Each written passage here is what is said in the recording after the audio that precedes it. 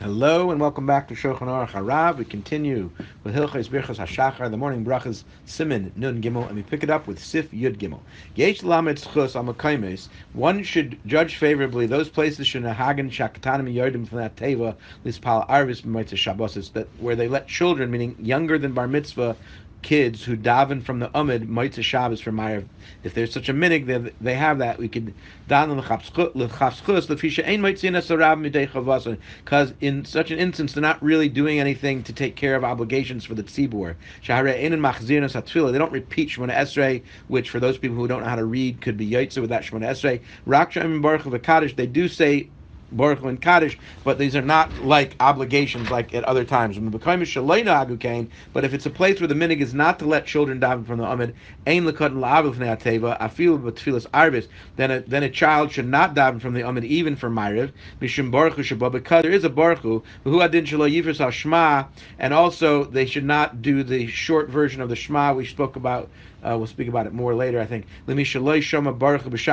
Someone who did not hear Baruch Hu Shachas, or they say an extra Baruch Hu and say the brachas out loud again. If it's a child, you should not be doing that. The ein baruch hu shel tefillas shachris va'arvis daimel the baruch hu shel kriyas haTorah. The tefillah, the baruch of shachris and ma'ariv are not like the baruch hu of an aliyah, shekat yachal amra, where we do let children say those brachas. L'fisha ein chayvo kol kach is not really an obligation ela al ha'elu kriyas haTorah, except for the person who's getting the aliyah. Aval elu hein chayv al kol tzibur, the ones from shachris and ma'ariv, that's a chiyuv on every member of the tzibur, the shamam shachris to hear them in the morning and in the evening. The cotton shein chayev ein moitzian yidei chavos. So a child who's not obligated in these cannot fulfill the obligations for other people in those instances. Even someone who's going to be bar mitzvahed, he'll turn 13 on Shabbos.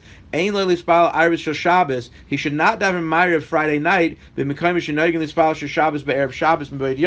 those places where they daven Ma'ariv early on Friday, Mishum Tosefes Shabbos, because they're adding on from the, you add on from the weekday onto the Shabbos. But Shaharei Dain Lo Nishlam Lo Gimel Shana Ad Leil Shabbos. He has not yet reached 13 years old until Shabbos night. The extra stuff that you add in from the weekday to be making Shabbos start early, that doesn't help for the years of this child. If